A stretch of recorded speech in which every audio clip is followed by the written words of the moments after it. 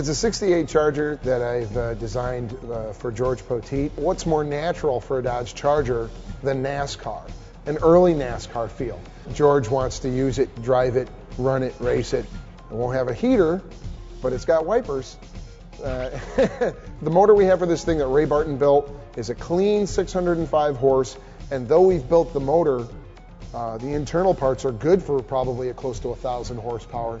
The cam we've chose, the compression we've chose, the intake we've chosen are for usability, but yet I lucked out and we found a really neat magnesium original NASCAR intake manifold, so he can drive it and use it and have more than enough horsepower to get himself in trouble. More than enough. To fit the tires and all, we've moved the leaf springs into the back. I had Eaton Detroit make me a set with the spring rate I wanted and the D-arch I wanted to sit the car where I want. Up in the front, we used a Magnum Force tubular upper control arm, which also adds in setting up the suspension. They're adjustable. We have a Fat Man Fabrication 2-inch drop spindle. Right down to the steering, I use a place called Firm Feel. They do a power steering box. It's a factory power steering box. It's going to bolt in it is one.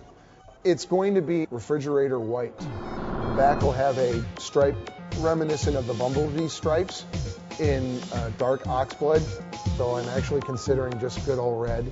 But right now, dark oxblood, and the whole interior of the car that's being truck bed linered is going to be in this oxblood also. The rims are going to be important. As you know, stance and rims are everything.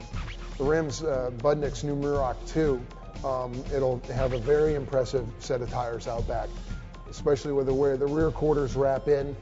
You got a tire that's over 13¼ inches wide, touching the ground. That's a big freaking tire. The bodywork we've replaced, or I should say Russ has replaced both rear quarters.